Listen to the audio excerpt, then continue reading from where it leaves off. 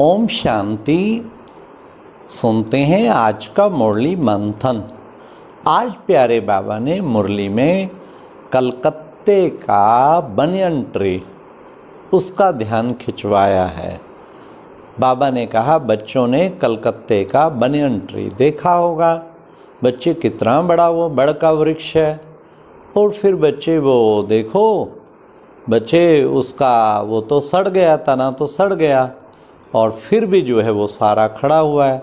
तो ऐसे ही बच्चे तुम्हारा भी देखो, आदि सनातन देवी देवता धर्म वो है मुख्य तना, और फिर उससे बच्चे और शाखाएं जो निकली। इब्राहिम आया, इस्लाम धर्म, क्रिश्चियन आए तो क्राइस्ट आया, क्रिश्चियन धर्म, मुस्लिम धर्म, सिख धर्म, अनेक शाखाएं निकली। अब बच्चे वो मुख्य तना तो सड़ गया और फिर देखो, और फिर भी ये खड़ा हुआ है कलकत्ते का बनियन ट्री।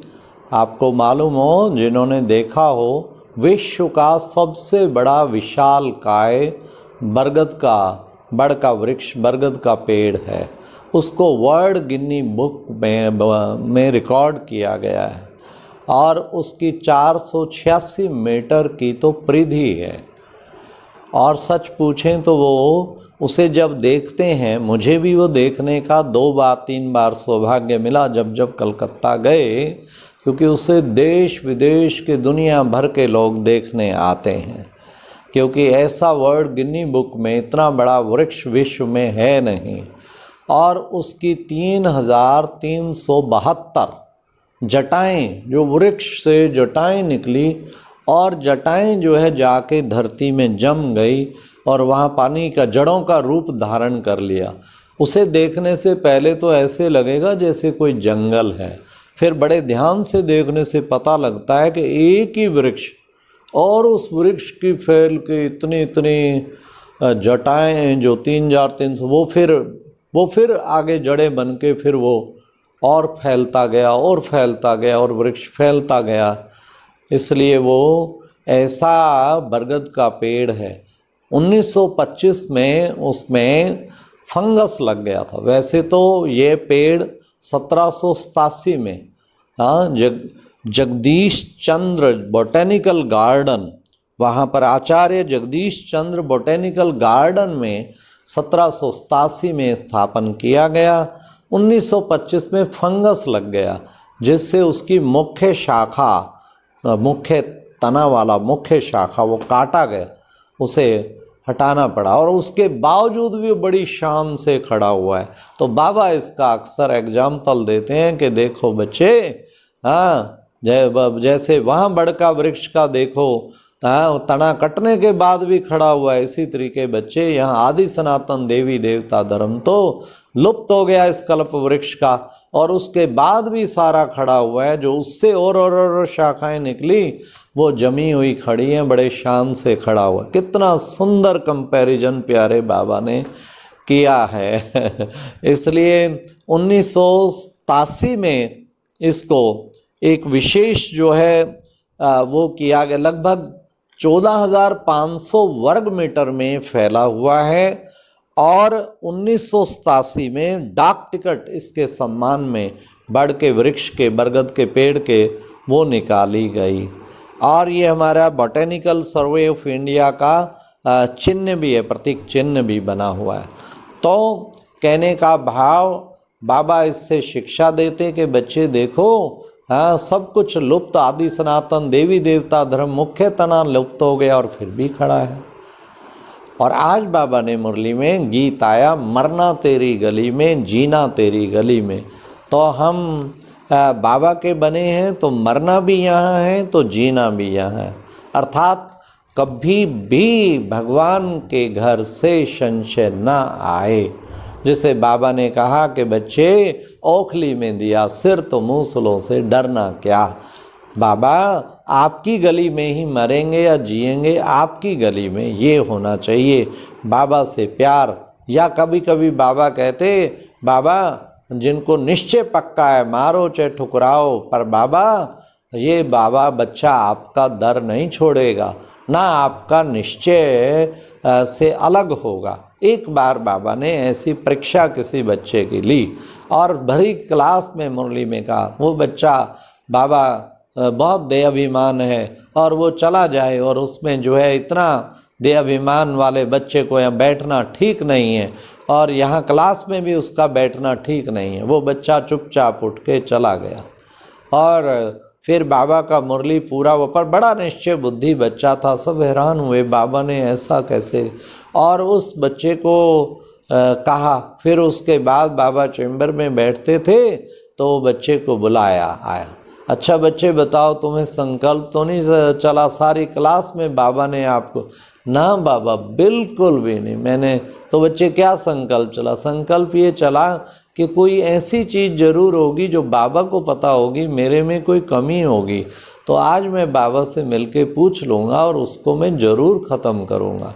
तो बाबा के प्रति जरा भी संशय नहीं आया, ना बाबा जरा भी नहीं आया। देखो इसे कहते हैं निश्चय बुद्धि।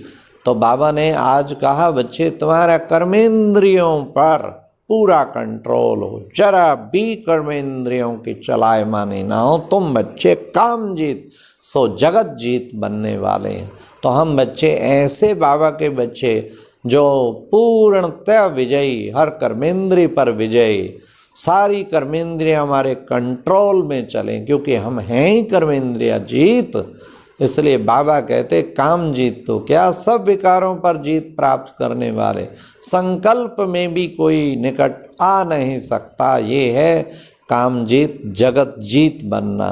फिर प्यारे बाबा ने कहा घड़ी घड़ी बच्चे बाप कहते हैं कि आत्मा निश्चय करो, आत्मा कैसे 84 जन्म पाठ बजाती है, फिर ये वस्त्र धारण करती, फिर जाती, फिर आती है, तो घड़ी घड़ी आत्मा निश्चय। तो आज का सारा दिन की यही होमवर्क है, घड़ी घड़ी समझे मैं आत्मा हूँ, आत्मा हूँ, ज्योति बिंदु हूँ, ये भी आत्मा है, भाई भाई है। बाबा ने कहा बच्चे माया तूफान तो बहुत लाएगी, लेकिन तुम बच्चों को माया जीत बनना है। जितना तुम बच्चे माया जीत बनेंगे उतना ही बाबा तुम्हें महान श्रेष्ठ बनाते जाएंगे। फिर बाबा ने कहा बच्चे भक्ति मार्ग में याद करो तुमने प्रतिज्ञा की थी, जब बाबा पाएंगे तो हम आप पर बलिहार जाएंगे। अब बाबा आया हुआ है बच्चे, अब बाबा आया हुआ है, निभाओ अपनी प्रतिज्ञा। भगवान से की हुई प्रतिज्ञा भक्ति मार्ग की हमें याद करनी है। बाबा ने कहा त्रिकालदर्शी और तुम त्रिलोकीनाथ बनते हो, तो हम हैं बाबा के त्रिकालदर्शी और त्रिलोकीनाथ बच्चे। इसलिए बच्चे, फिर बाबा ने कहा कदम कदम कदम कदम बच्चों को श्रीमत पर चलना है। हर सेकंड बाबा की श्रीमत क्या है, बाबा की श्रीमत क्या है, बाबा की श्रीमत क्या है। मनमत पे कभी गलती से नहीं चलना, विनाश कराएगी 100%। सोचे मैं कुछ भी कर्म करने जा रहा हूँ या ये श्रीमत पे है या मनमत पे है। बाबा ने कभी ये मत दी है, परमत महाविनाश की तरफ ले जाएगी। विनाश काले विपरीत बुद्धि, बुद्धि विपरीत हो जाएगी। और मनमत, परमत और मनुष्य मत, ये तीनों ही मत और भक्ति मार्ग की मत, वो सारी मत नीचे ही गिराने वाली है।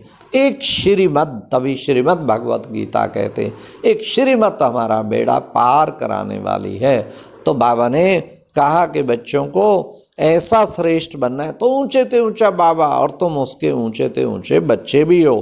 फिर बच्चे तुम्हें ध्यान रहना चाहिए कि तुम्हारे अंदर ज्ञान का बाबा ने तीसरा नेत्र खोला है, और तुम बाबा आया है तो तुम्हें मददगार बनना है, पवित्र बन सारी दुनिया को पवित्र बनाना है।